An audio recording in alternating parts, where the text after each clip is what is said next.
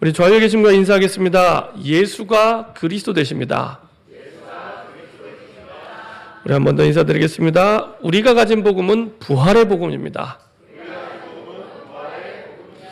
우리 한 번 더 인사드리겠습니다. 그리스도 복음 안에 우리 인생 모든 문제가 끝났습니다. 예, 우리가 가진 복음이 부활의 복음이기 때문에 사실은 사망 권세를 이기신 그 능력을 가지고 십자가에서 우리의 죄와 모든 문제를 짊어지셨고 끝내셨습니다. 그리고 하나님 주신 이 부활의 복음, 내 생명을 살린 복음을 말미암아 처음 구원받을 때만 우리에게 이김을 주시는 게 아니라 우리의 평생 사는 날 동안 모든 문제 속에서 똑같이 역사하시고 이기게 하십니다. 어떤 문제를 만나도 우리의 가진 복음이 썩어 없어질 복음이 아니기 때문에 부활의 복음이기 때문에 내 생명을 살리신 것처럼 사망 권세를 이기고 내 생명을 살리신 것처럼 그렇죠? 죽음을 이긴 복음이기 때문에 하나님은 모든 문제에서 넉넉히 이김을 주십니다. 그래서 지난주에 말씀드린 대로 이 땅 가운데 복음을 이기는 문제는 이 땅에 없습니다. 복음을 이기는 문제는 이 땅에 없습니다. 그래서 우리 모든 상황 속에 그리스도인은 내가 하나님의 자녀된 내가 문제를 만났을 때 먼저 꼭 기억해야 될 것은 그렇지. 복음을 이기는 문제는 이 땅에 없지.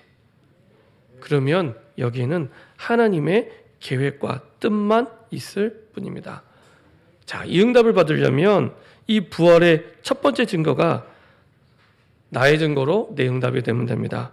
부활하신 그리스도를 예수님께서 직접 당신이 그리스도라는 것을 보여주셨잖아요. 이게 사도행전 1장입니다. 직접 보여주셨는데 짠 하고 나타난 그게 중요한 게 아니라 고린도전서 15장 3절 4절 5절에 있는 말씀대로 성경대로 죽으시고 성경대로 부활하심을 성경의 말씀대로 부활하심을 보여주신 겁니다.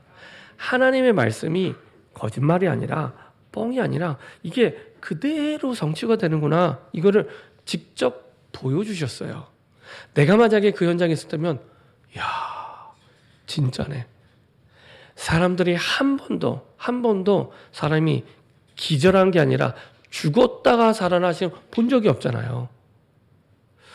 본 적이 있으신 것처럼 아무도 아멘을 안 하시는데 본 적이 없잖아요. 예수님 말고는.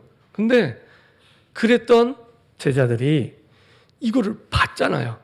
들은 게 아니라 이들은 본 겁니다. 이것처럼 확실한 게 없죠. 야 진짜 말씀대로네. 예수님이 하신 말씀대로 죽으셨다가 부활하셨네. 이걸 본 겁니다. 거기에 대한 증인으로 예수님이 보여주신 거예요. 우리가 똑같이 응답받으면 됩니다. 우리 주변에 있는 사람 변하기 원하잖아요. 바뀌기 원하잖아요. 언제 바뀌냐?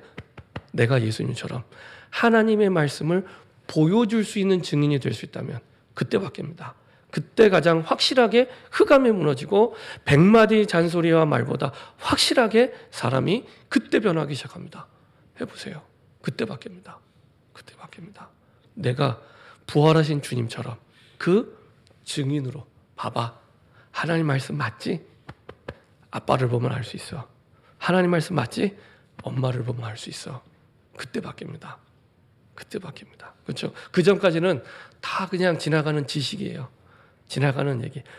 어떤 면에서는 드라마 한 편보다도 못한 하나님의 말씀처럼 여겨집니다. 매주 예배를 드리지만 매주 우리가 기도하지만 이 하나님의 말씀이 그냥 다 지나가는 얘기처럼 전혀 내 삶과 무관한 것처럼 실제 현실에서는 적용이 안 되는 그런 말씀이었다가 말씀을 보게 되면 그때부터 달라지기 시작합니다. 이야, 말씀이 맞네. 말씀대로네. 이렇게 바뀌어지기. 그때 우리의 근본을 바꾸는, 우리의 영적 상태를 바꾸는 그 응답이 시작이 됩니다. 그리고 그 말씀을 확인했잖아요. 말씀을 봤잖아요. 확인하고 부활의 두 번째 증거, 마가다락방의 역사를 체험하게 하십니다. 바람 같은 불 같은 성령의 능력과 역사를 통해 다시 구약의 말씀이 성취가 되고 베드로의 설교를 통해 확인하게 되죠. 그리고 그 속에서 회심하게 되고 제자들이 일어나게 됩니다. 그리고 그곳에 처음으로 교회가 세워집니다. 교회가 세워집니다. 그렇죠? 우리에게 말씀 성취해 주시는 응답은 성경대로 이 응답을 위해 주시는 겁니다. 내 현장에 사실은 나를 넘어서는 성령의 역사가, 그렇죠? 우리 올해 원단 메시지 받는죠. 그게 24라는 인간의 시간을 넘어서 25라는 나를 초월한 시간의 그 응답들, 25의 응답이 시작이 되고요. 그리고 그 속에서 교회가 세워지게 됩니다. 우리에게, 우리 가정에게, 우리 가족에게 하나님이 가장 중요하게 보시는 응답은 교회입니다. 복음의 빛을 비출 수 있는 교회, 우리의 가정이, 우리의 집이, 우리의 직장이 교회의 축복을 누리는 것이 하나님의 최고의 관심, 최고의 목적입니다. 왜냐, 우리는 이 땅에서 사라지는 날이 있지만 주의 교회는 영원히 지속됩니다. 주님이 재림하시는 그날까지.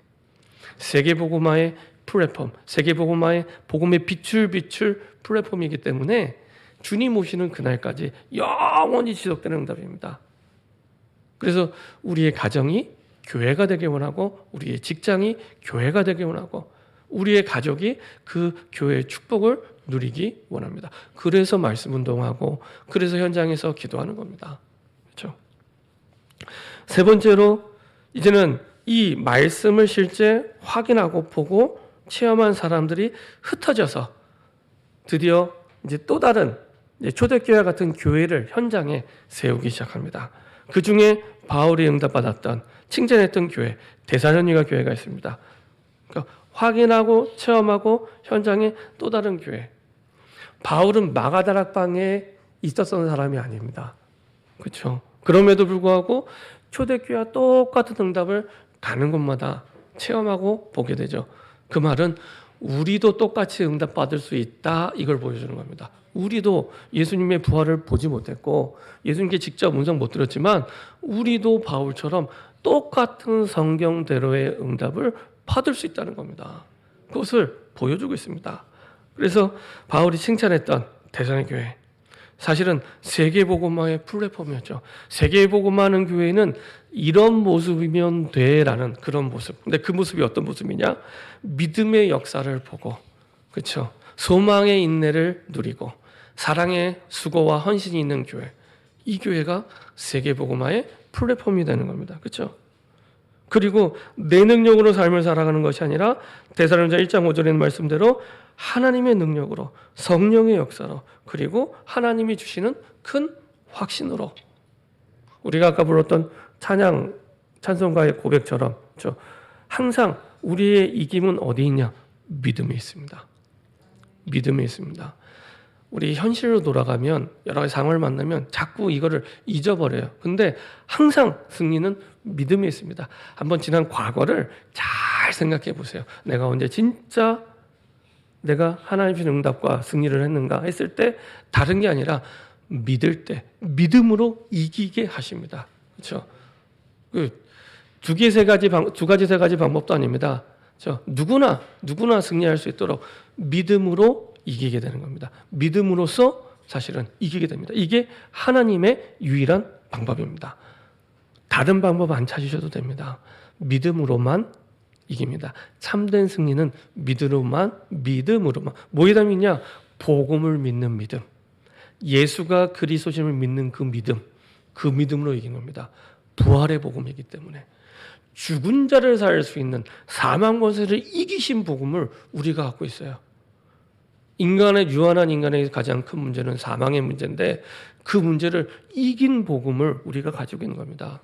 내가 보기에 문제가 커 보이지 하나님 보기에는 사실은 문제가 아닌데 우리는 꼭 이제 하나님 상관없이 내 생각, 내 기준을 생각하다 보니 문제가 커 보이고 대단해 보이고, 그게 때로는 경제 문제가 될 수도 있고 질병의 문제가 될 수도 있고 여러 가지 인간의 관계 속의 문제가 될 수 있습니다.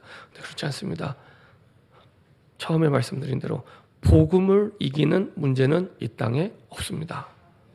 복음을 이기는 문제 이 땅에 없습니다. 정말 없습니다. 정말 없습니다. 그거를 계속 성경을 통해 확인하게 하시고 보여주시죠. 그래서 넉넉히 이길 수 있도록, 넉넉히 이길 수 있도록. 그래서 이렇게 이것을 누리다 보면 항상 기뻐하게 돼요. 그리고 항상 기도하게 돼요. 그리고 항상 감사하게 돼요. 왜냐? 하나님의 뜻이 있다는 걸 깨달은 거예요. 전에는 문제만 보였는데 하나님 주신 부활의 복음으로 문제를 바라보니 그 안경만 바꿔 끼었을 뿐인데 다르게 보이는 겁니다. 그러니까 그 하나님의 뜻이 있다는 걸 확신하니까 기뻐하게 되는 겁니다. 항상 기뻐하라. 아니까. 그리고 그 뜻을 찾아야 되니까 기도하게 되는 거예요. 그리고 그 뜻을 이제 실제로 발견하게 되니까 감사하게 돼요. 왜? 항상이라는 말은 하나님이 항상 준비해 놓고 기다리고 계신다는 겁니다. 항상. 그래서 아예 명령형으로 항상 기뻐하라, 기도하라, 감사하라. 그렇죠? 구체적으로 뭘 보게 되냐? 아, 이 사람이 나를 힘들게 하는 사람인 줄 알았는데 하나님이 예비한 사람이구나. 예비된 자. 그렇죠?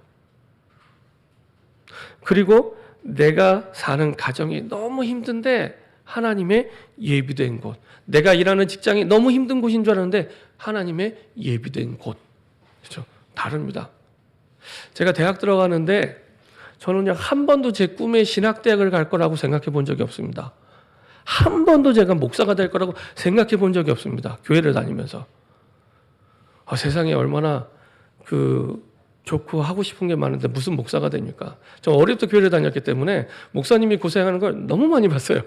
특히 제가 어릴 때 다녔던 교회 목사님은 돌아가시기 10년 전에 중풍으로 쓰러지면서 10년 동안 식물인간으로 사셨거든요. 그리고 새해 신년만 되면은 항상 목사님께 새해 신년 인사를 그때 이제 중고등부 대학 청년부가 다 같이 가서 인사해요. 가면은 이렇게 이렇게 의자 같은데 이렇게 앉아서 인사를 받으시는데 전혀 이렇게 미동이 없으신 식물인간 같은. 그래서 늘 마음속에 절대 하지 말아야겠다. 절대 하지 말아야겠다. 이렇게 생각을 했어요. 근데 무슨 신학대학을 생각했겠습니까? 근데요. 하나님이 가게 하시더라고요. 몰아서 신학대학을 가게 하시더라고요.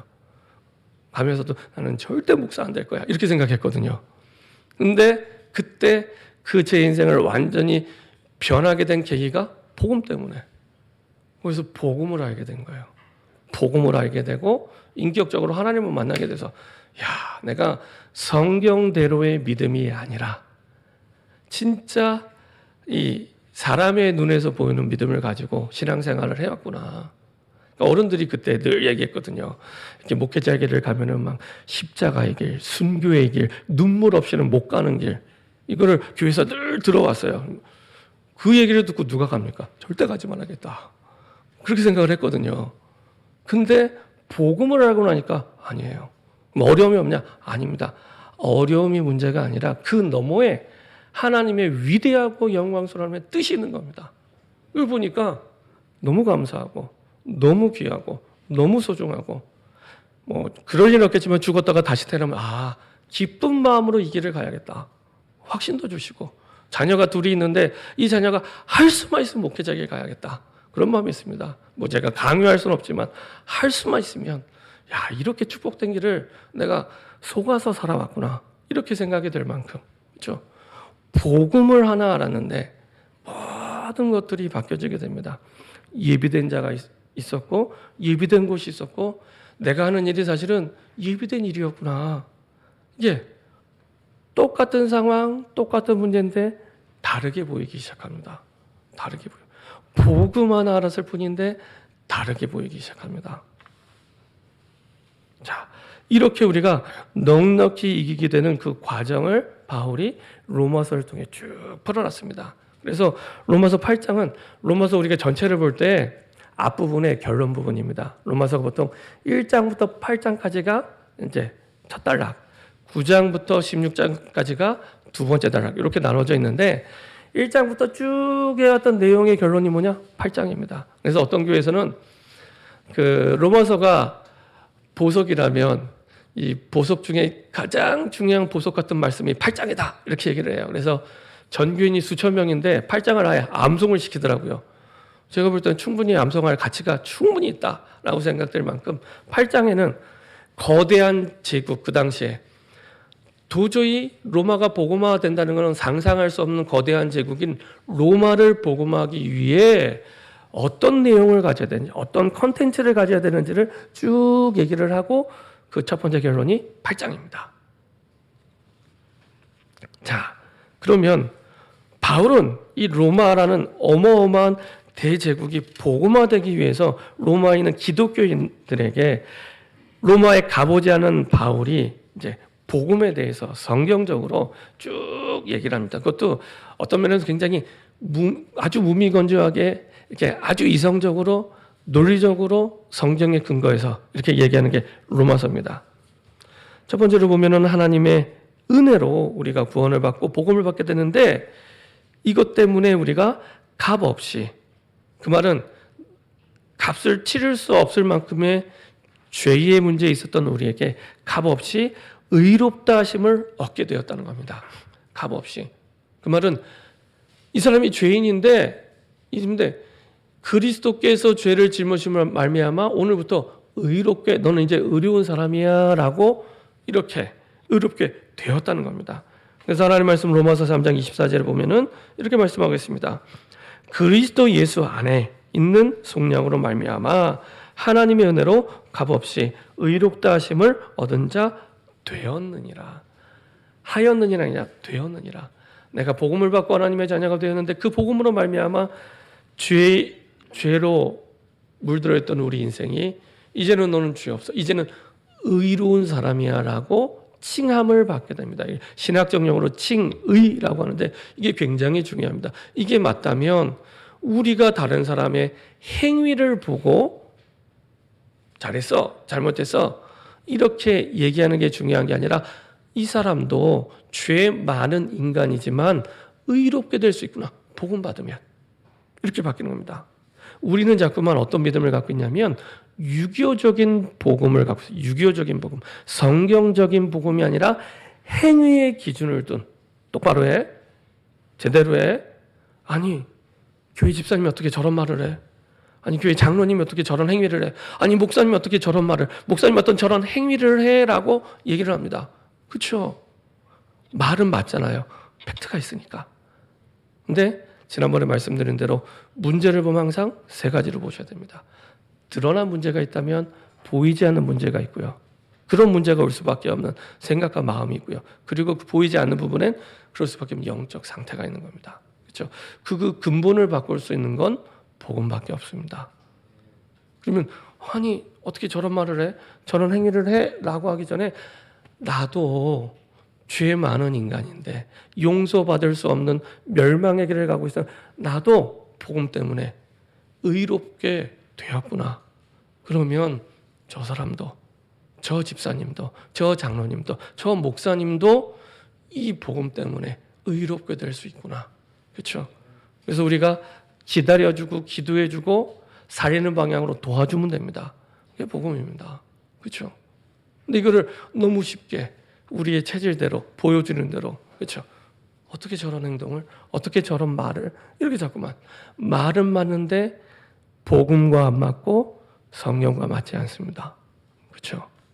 그래서 아주 바울이 무미건조하지만 정확하게 성경을 가지고 말씀하고 있습니다. 그래서 로마서 3장 10절 의인은 없나니 하나도 없고 아무도 없습니다. 거지부터 대통령까지 누구도 복음이 아니면 죄사함을 받을 수가 없기 때문에 아무도 의로울 수가 없습니다. 그래서 하나님을 떠난 창세기 3장 사건 이후에 모든 사람은 사탄의 종이 됩니다. 사탄, 내가 눈에 보이는 건 내가 주인 노릇을 하고요. 그 배경에는 사단이 나를 종 노릇시키는 겁니다.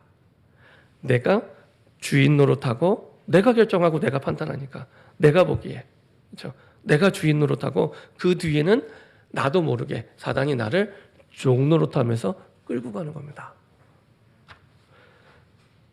그래서 로마서 3장 23절 모든 사람이 죄를 범하였음에 하나님의 영광에 이르지 못한, 이 모든 사람은 나도 포함돼요. 그렇죠? 나도 포함됩니다. 모든 사람이 죄를 범하였음에 하나님의 영광에 이르지 못하더니 하나님을 떠나게 된 겁니다.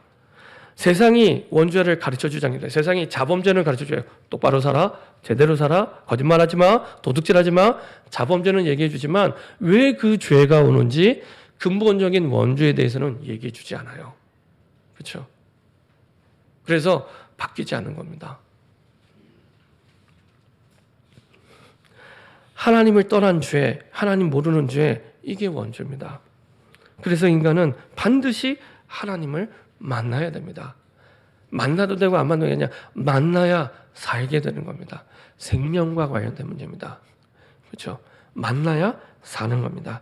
안 그러면 그 사람에게는 평생 절대 행복은 없습니다. 잠깐 즐거운 일은 생길 수 있지만, 잠깐 기쁨은 있을 수 있지만 근본적인 절대 행복은 없습니다. 굉장히 정확하게 하나님의 말씀은 말씀하고 있습니다. 로마서 6장 23절 보면 이렇게 말씀하고 있습니다. 죄는 죄로 끝나는 게 아닙니다. 죄의 삭은 사망이요.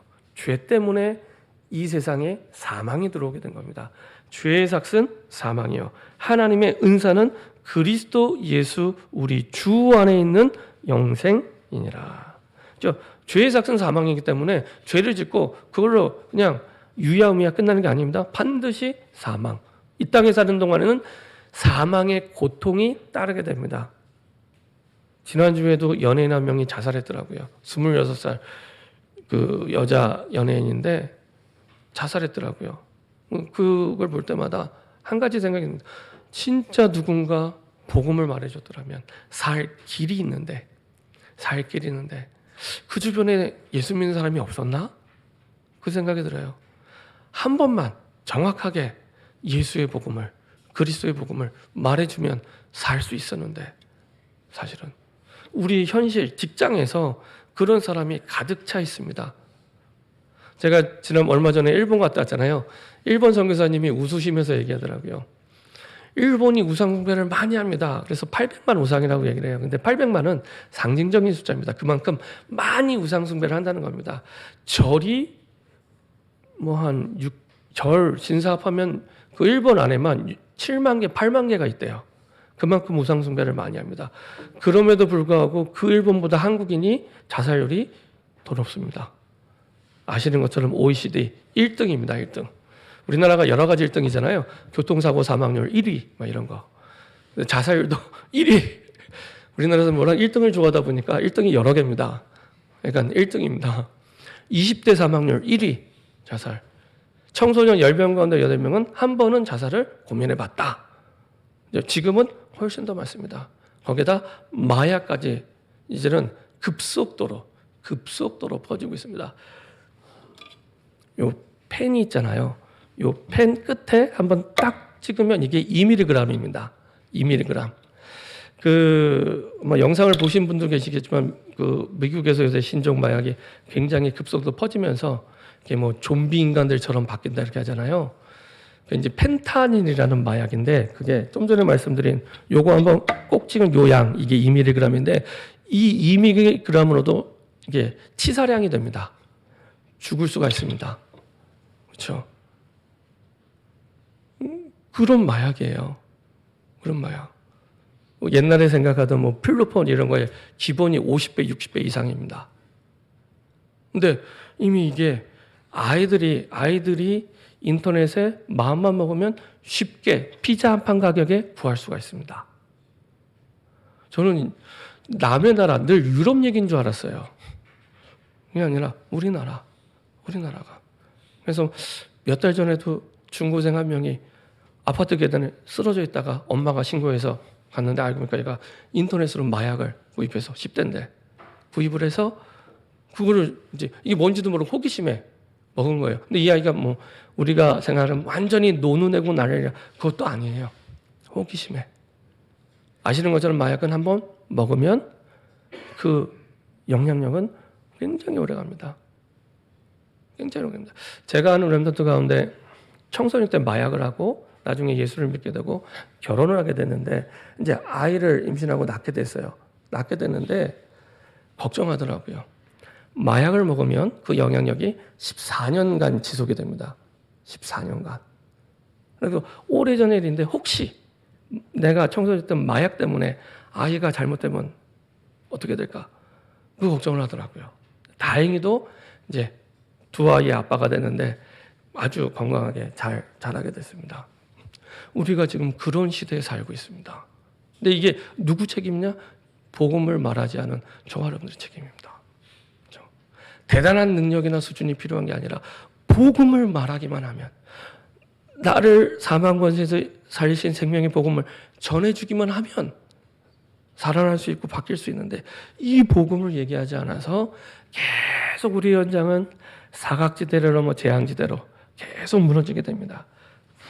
그렇죠? 죄의 삭은 사망이요. 그렇죠? 구원을 받으면 영원한 생명을 얻게 됩니다. 사망의 고통 속에 지옥 같은 삶을 살다가 영원한 지옥으로 가게 됩니다. 이게 불신자의 인생 스토리입니다. 그래서 하나님께서는 하나님을 떠나자마자 막바로 답을 주셨습니다. 길을 열어주셨습니다. 그게 하나님 말씀 창세기 3장 15절입니다. 여인의 후손으로 구원자 되신 그리스도 되신 예수께서 오실 것이다. 이 답을 주셨죠. 그래서 이 그리스도를 믿는 믿음으로 말미암아 우리가 구원을 받게 됩니다. 우리 로마서 1장 16절 17절 한번 보도록 하겠습니다.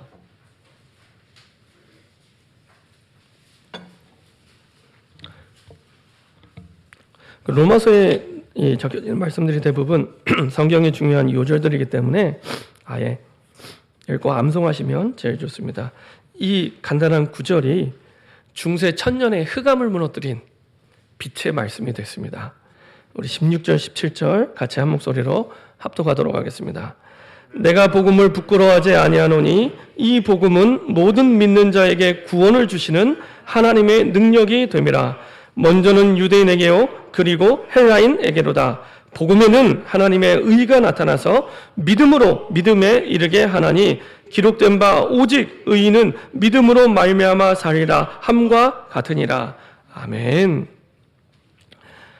이 그리스도를 믿음으로 말미암아 우리가 구원을 받게 되죠. 그래서 내가 복음을 부끄러워하지 않으니 이 복음은 모든 믿는 자, 조건이 없습니다. 조건과 커트라인이 있었으면 내가 구원받지 못했을 때 조건도 없고 커트라인도 없습니다. 모든 믿는 자, 어떠한 상태에 있는 사람이든지 도저히 예수를 안 믿을 것 같은 철맵 같은 사람이다 할지라도 복음을 이길 수 없습니다. 그렇죠? 복음은 모든 믿는 자에게 구원을 주시는 하나님의 능력이 됩니다. 누가 하나님의 능력을 이기겠습니까? 복음에 그게 있다는 거예요. 복음에 하나님의 능력이 있기 때문에 이 한마디 성경 구절이 중세 천년의 그 흑암의 천주교의 그 흑암의 현장 역사들을 완전히 이기게 되는 사실은 그 말씀이 됐습니다. 먼저는 유대인에게요 헬라인으로다. 그래서 항상 바울이 그 회당에 먼저 들어가서 복음을 전했죠. 먼저는 유대인, 특별히 회당에는 디아스포라 유대인들이 모이게 되는데 그 유대인들에게 복음을 전하고 헬라인 이방인들에게 복음을 전하게 되죠. 복음에는 하나님의 의가 나타나서, 그 말은 여기서 의는 한자로 하면 오를 의자입니다. 하나님이 보시기에 옳은 것은 하나밖에 없다는 겁니다. 복음. 유교적인 행위의 기준에 의한 복음이 아니라 하나님이 말씀하시는 복음 그 자체가 기준이에요. 죽을 수밖에 없었던 멸망의 길을 가던 살 희망이 없던 나를 살리신 그 복음이 하나님이 옳게 보시는 하나님의 의 기준이라는 겁니다. 누구든지 복음은 하나님의 의가 나타나서 믿음으로 믿음에 이 복음을 믿는 믿음으로 그 다음 또 그 다음에 믿음으로 우리를 쭉 믿음으로 이끌어가게 합니다. 이걸 우리는 신앙생활 이렇게 얘기하죠. 그래서 우리의 모든 삶을 신앙생활로 이끌어가게 하시죠. 기록된 바 오직 의인은 믿음으로 말미암아 살리라 함과 같으니라. 내 힘으로 내 능력으로 사는 것이 아니라 믿음으로. 그래서 우리 아까 찬송가 가사대로 우리가 현실의 모든 문제를 어떻게 이긴다고요? 믿음으로. 믿음으로. 잊지 마세요. 하나님이 주신 방법은 하나밖에 없습니다. 믿음으로 이기는 겁니다. 이게 불신자와 우리의 삶의 방법의 차이입니다. 하나님을 모르는 사람은 하나님을 모르니까 내 힘으로 발버둥 치면서 이기려고 애를 쓰는 거예요. 근데 우리는 믿음으로 이기는데 가까스로 어렵게 되는 게 아니라 넉넉히. 왜냐하면 이 복음을 믿는 믿음, 복음 안에는 내 능력이 아니라 하나님의 능력이 있기 때문에 넉넉히 이기는 겁니다. 그죠? 넉넉히. 자, 그래서 이제 바울이 예를 들어서 이스라엘 사람들이 이해하기 쉽게 아브라함의 예를 듭니다. 로마서 4장 2절에 보면 이렇게 말씀하고 있습니다. 만일 아브라함이 행위로서 의롭다 하심을 받았으면 자랑할 것이 있으려니와 하나님 앞에서는 없느니라. 근데 이것도 바울이요, 굉장히 아브라함에 대해서 점수를 후하게 쳐준 거예요. 아브라함에 대한 말씀 보면 잘한 게 별로 없잖아요. 그 중에서도 자기가 살겠다고 아내를 2번이나 팔잖아요. 제가 여자 청년들한테 물어봤어요. 얘들아, 혹시 남자친구가 너를 좋아한다고 얘기하면서 죽도록 사랑한다고 하면서 지 살겠다고 너를 2번이나 팔면 너 계속 사귈래? 제가 이렇게 물어봤어요. 그랬더니요, 지금까지 물어본 모든 여자 청년들이 절대 사귀지 않아요.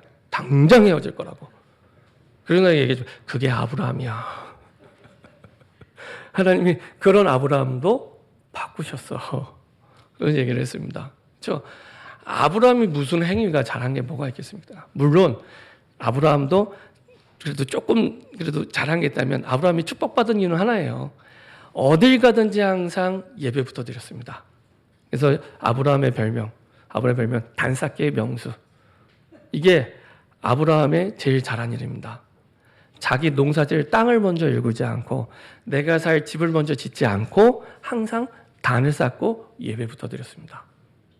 그렇죠? 그게 아브라함이 진짜 축복받을 수 있는 제가 볼 때 거의 유일한 이유인 것 같아요. 그 속에서 이제 믿음을 가지고 하나님이 쭉 이끌어 가시죠.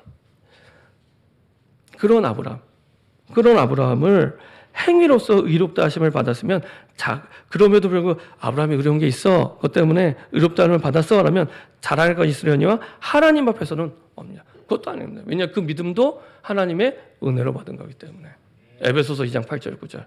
너희가 그 은혜로 말미암아 구원을 얻었나니 이것이 너희에게서 난 것이 아니야 하나님의 선물이라. 우리가 믿는 믿음도 내가 애써서 열심으로 믿음이 생겨난 게 아니고 은혜로. 그래서 행위를 가지고 잘했어, 잘못했어, 똑바로 해. 어떻게 그런 말을 해, 집사님이. 어떻게 장로님이 그런 행동을 해. 아니 어떻게 목사님이 그런 말을 해, 그런 행위를 해. 유교적인 복음이라는 겁니다. 유교적인, 성경이 말하는 복음이 아니라 유교적인 복음. 행위를 가지고는 아브라함도 의롭다 하심을 받을 수 없다. 이렇게 얘기하는 겁니다. 3절에 로마서 4장 3절에 성경이 무엇을 말하느냐. 아브라함이 하나님을 믿음에 그것이 그에게 의로 여겨진 바 되었느니라. 그렇죠? 믿음으로 말미암아. 하나님이 그것을 의로, 뭐에 대한 믿음이요? 복음을 믿는 믿음. 그래서 지난주에 로마서 1장에 대해서 말씀드리면서 처음부터 복음이 뭔지를 먼저 얘기하고요. 로마서 1장 2절부터 4절에 복음이 뭔지 얘기하고 그 다음에 나머지를 쭉 얘기했죠. 4장 11절에 또 이렇게 말씀하고 있습니다. 그가 할례 표를 받은 것은 무할례 시의 믿음으로 된 의를 인친 것이니 이는 무할례자로서 믿는 모든 자의 조상이 되어 그들도 의로 여기심을 얻게 하려 하심이라. 왜 이 말씀을 하느냐? 이방인들이 복음을 받았기 때문에. 너희가 먼저 택함받은 민족으로 태어나지 8일 만에 할례를 받는 게 선민의 표식이지만 그게 언약의 표시거든요. 그렇다고 해서 사실은 너희가 의로운 게 아니라 너희도 무할례자로 이 땅에 태어났는데 하나님은 그렇게 언약의 표시를 주어서 의롭게 하신 것처럼 지금 이방인들도 이 복음을 믿는 믿음으로 말미암아 그 언약 표징이 된다는 겁니다. 이 복음을 믿는 믿음으로 말미암아. 근데 이스라엘 백성들은 그들의 생각의 틀 속에 이방인이 없어요. 이방인이 복음을 받는다 그런 생각이 없어요. 그 틀을 아주 견고히 가지고 있습니다. 그래서 로마에 있는 사람들에게 로마 복음을 두고 그 잘못된 생각을 깨트리기 위해 이 말씀을 전한 겁니다. 할례의 표를 받는 거, 아브라함이 할례의 표를 받은 건 무할례시의 믿음으로. 원래 태어날 때 할례 받고 태어난 거 아니잖아요. 무할례자로 태어났잖아요. 그래서 무할례시의 믿음으로 된 의를 인친 것이니, 그렇죠? 이는 무할례자 이방인들이 믿는 모든 자의 조상이 되어 그들도 의로 여기심을 얻게 하려. 이방인이 복음을 믿고 의를 얻게 하기 위해서, 이방인 복음화, 그렇죠? 선교를 위해서 이렇게 하셨다는 겁니다. 자, 하박국 2장 4절 한번 보도록 하겠습니다. 하박국, 구약성경 하박국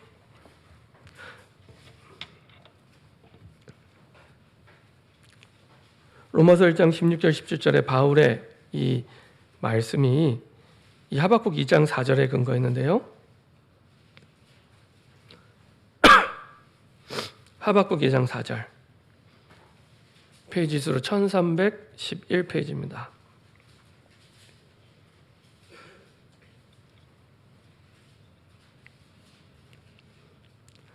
같이 한 목소리로 합독하겠습니다. 그러나 여호와가 이르노라 스룹바벨아 스스로 굳세게 할지어 아닙니다. 예. 제가 잘못 찾았네요. 네. 자, 다시 읽도록 하겠습니다. 하박국 2장 4절입니다. 자, 4절입니다. 보라, 시작. 보라, 그의 마음은 교만하며 그 속에서 정직하지 못하나 의인은 그의 믿음으로 말미암아 살리라. 아멘. 이 말씀을 인용했고요. 루터가 이 언약을 붙잡고 세상을 완전히 살리는, 세상을 완전히 바꾸는, 뒤집는, 살리는 응답을 누리게 됩니다. 이 한 구절 말씀을 제대로 붙잡았는데, 그렇죠? 제대로 붙잡았는데 루터의 인생만 바뀐 게 아니라 그 시대를 바꾸는 응답이 됩니다. 우리가 하나님의 말씀을 많이 듣는 것도 중요하지만 진짜 단 한 구절, 단 한 말씀이라도 제대로 받게 되면 저럼 내 인생이 바뀌게 되고 사람을 살리게 되고 시대를 살리게 됩니다. 세 번째로 그 가운데 하나님이 성화, 거룩하게 복음 안에서 복음화되도록 바꿔가시죠. 근데 이게 의롭다함을 얻게 되는 것과 성화되는 게 차례대로 오는 게 아니라 같이 함께 변화시켜가기 시작합니다. 우리 로마서 5장 8절 보도록 하겠습니다. 로마서 5장 8절입니다. 하나님의 말씀 로마서 5장 8절입니다. 같이 한 목소리로 합독하도록 하겠습니다. 우리가 아직 죄인 되었을 때 그리스도께서 우리를 위하여 죽으심으로 하나님께서 우리에 대한 자기의 사랑을 확증하셨느니라. 우리도 사실은 아브라함과 똑같이 우리도 아직 죄인 되었을 때 하나님 모르고 복음 모르는 무할례자의 그때에 그리스도께서 우리를 위하여 죽으심으로 하나님께서 우리에 대한 자기의 사랑을 확실히 증거하셨느니라. 확실히 우리에게 증거로 보여주신 거죠. 인간은 절대로 구원받을 수 있는 힘이 없습니다. 여기에서 시작이 됩니다. 나 스스로는 구원받을 수 없구나. 여기서 시작. 나는 죄인이기 때문에 나 스스로 구원받을 수 없구나. 그래서 나에게 복음이 필요하구나. 그럼 복음 가진 우리에게는 똑같습니다. 나 스스로는 내 문제 해결할 수 없구나라고 인정하는 게 문제 해결의 시작이 됩니다. 내 힘으로는 이건 문제 해결할 수 없구나. 그래서 나에게 복음의 은혜가 필요하구나. 그렇죠? 그때부터 사는 길이 열리게 됩니다. 사는 길이 보여지게 됩니다. 그래서 하나님 앞에 나는 하나님의 은혜가 필요합니다. 인정하는 그때부터. 그렇죠? 이걸 보고 겸손. 이게 진짜 겸손입니다. 하나님, 나는 죄인이기 때문에 복음이 필요합니다. 그 사람이 복음을 받아들이게 되고요. 하나님, 나는 아무 힘이 없습니다. 하나님이 나에게 역사하지 않으면 아무것도 할 수 없습니다. 나에게 은혜를 달라고. 그렇죠? 복음의 은혜를 달라고. 그때가 해결의 시작이 됩니다. 그때부터 내가 구원받았음을 확실히 보게 되고 확실한 증거를 누리게 됩니다. 우리는 멸망 상태에 있는데 그리스도께서 십자가에 죽으심으로 하나님이 우리에 대한 자기의 사랑을 확실히 증거하신 거죠. 이보다 더 큰 증거가 있겠습니까? 내 자녀를 나를 살리기 위해 주셨는데요. 그렇죠? 그렇죠? 그래서 로마서 8장에 이 복음에 대한 그 결론을 얘기를 합니다. 어떻게 그럼 우리가 넉넉히 이기게 되는지. 8장 1절 2절에 보면요. 이렇게 고백하고 있습니다. 그러므로 이제 그리스도 예수 안에 있는 자에게는 우리를 얘기하죠. 결코 정죄함이 없나니 이는 그리스도 예수 안에 있는 생명의 성령의 법이 죄와 사망의 법에서 너를 해방했습니다. 이게 복음을 몰랐으면 굉장히 무서운 말씀입니다. 우리가 전에 대통령들이 감옥에 갔잖아요. 뭐 박근혜 대통령이나 이명박 대통령 감옥에 갔잖아요. 감옥에 가는 근거가 뭡니까? 법에 의해서. 그죠? 법에 의해서. 법에 의해서 사실은 감옥에 가게 된 겁니다. 하나님을 모르고 복음을 모르면 죄의 법에 의해서 일평생 사단의 종노릇하면서 멸망의 길을 가야 되는데 법에 의해서, 죄의 법에 의해서 그 길을 가야 되는 겁니다. 그랬던 우리에게 생명의 법으로, 법적으로 끝내셨다는 겁니다. 법적으로. 이제는 거기에 죄의 종노릇하는 그런 인생이 아니라 이제는 생명의 성령의 법으로 끝내셨다는 겁니다. 완전히, 영원히, 단번에. 그렇죠? 우리를 의롭게 하셔서, 의롭다고 칭해 주신 거죠, 사실은. 죄에 있는 우리를 의롭게 복음으로 하셔서 우리를 십자가에서 모든 죄의 문제를 짊어지시고 끝내셨습니다.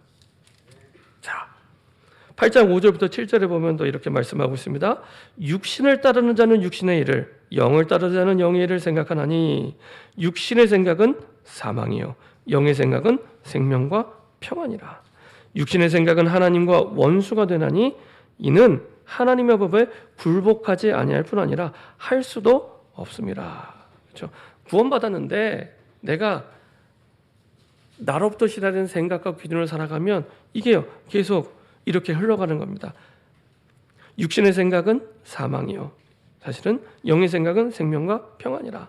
육신의 생각은 하나님과 원수가 되다니 잘한다 하는 자꾸 하나님과 반대되는 편에 우리의 생각들이 서게 되고요. 반대로 이는 하나님이 굴복할 수 없을 뿐만 아니라 할 수도 없습니다. 그래서 하나님 주시는 영의 생각을 통해서 사실은 하나님이 원하는 길과 방향으로 가게 되죠. 그래서 하나님의 은혜가 필요하고 복음이 필요한 겁니다. 그래서 우리 생각과 마음속에 하나님의 말씀으로 채우는 만큼, 하나님의 복음으로 채우는 만큼 우리의 생각도 바뀌어지게 되고 우리의 마음도 바뀌어지게 되죠. 자, 그래서 로마서 8장 32절에 한 번 더 바울이 확인하며 말씀합니다. 자기 아들을 아끼지 아니하시고 우리 모든 사람을 위하여 내주시니가 어찌 그 아들과 함께 그리스도와 함께 모든 것을 우리에게 주시지 아니하겠느냐. 나를 살리겠다고 하나님께서 하나님의 아들을 죽음으로 말미암아 주셨는데 그 하나님의 아들을 주신 분이 다른 거 응답 안 주시겠냐. 중요한 건 다 주시고 준비해 놨는데 우리가 안 믿는 거예요. 안 믿는 거예요. 이 사실을. 여전히 현실에서 문제를 만나면 나는 안 돼, 없어, 못해. 자꾸만 믿지 않는 불신앙 속에 빠지게 됩니다. 그래서 아까 우리가 부른 찬송가 가사대로 우리 현실에서 무엇이 이기게 내 실력이나 능력, 내 소유가 아니라 믿음이 이기게 하는 겁니다. 믿음이.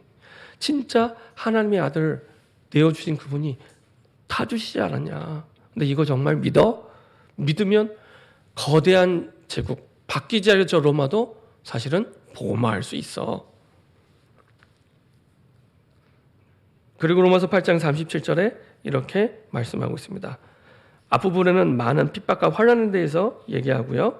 그리고 나서 그를 완전히 뒤집는 말씀을 하는 거죠. 그러나 이 모든 일에 우리를 사랑하시는 이로 말미암아 우리가 가까스로 이기는 게 아니라 어쩌다 이기는 게 아니라 항상 넉넉히 이기느니라. 그렇죠? 왜요? 복음에는 하나님의 능력이 있기 때문에 내가 볼 때 아슬아슬하게 어렵게 가까스로 이렇게 보이지 하나님의 능력은 아슬아슬하게 이게 어렵게 이게 아닙니다. 넉넉히 이기게 되어 있습니다. 근데 중요한 건 이 복음을 믿는 믿음이 우리에게 정말 있냐. 그거를 바울은 계속 질문하고 있습니다.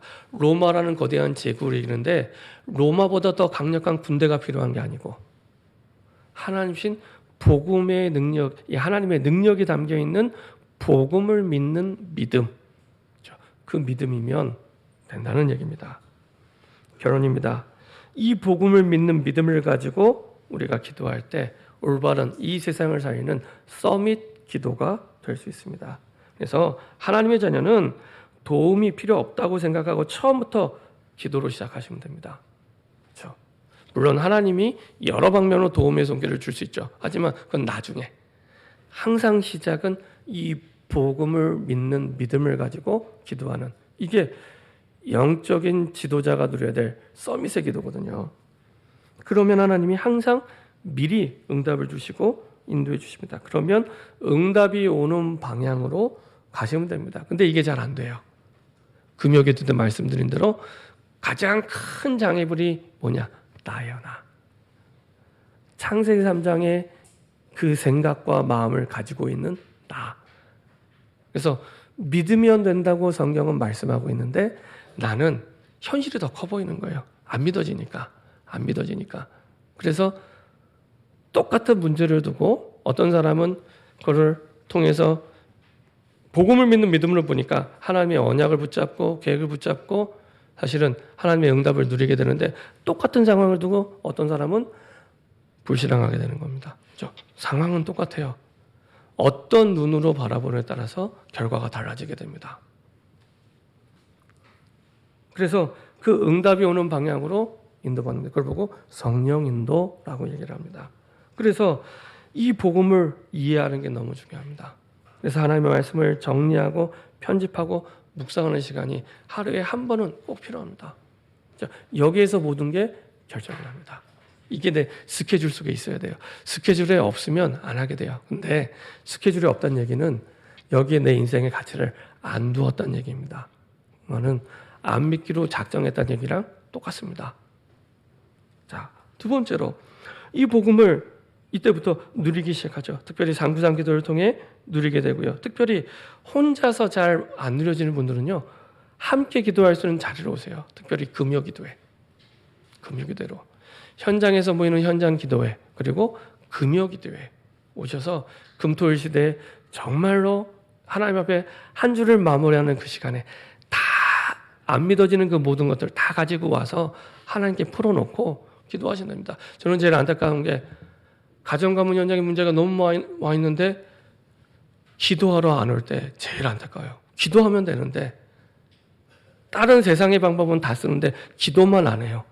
이런 기적 같은 일이 매주 되면은 얼마나 어렵겠습니까? 그렇죠? 그 모든 걸 가지고 금요기도에 와서 쏟아내려 놓고 마음껏 기도하시면 됩니다. 그래서 제일 집중 기도하기 좋을 때 딱 금요기도의 시간이거든요. 주 5일째 가장 주 마지막 시간을 기도로. 그래서 그때 가지고 와서 기도하면서 하나님 주신 복음을 누리시면 됩니다. 그리고 이 복음을 전할 때 확실하게 확신하고 확정하게 됩니다. 그래서 내 삶의 현장에 영혼을 두고 기도부터 시작하시면 됩니다. 그리고 그들을 살릴 망대가 준비돼서 말씀 운동이 시작될 수 있도록 인도받으시면 됩니다.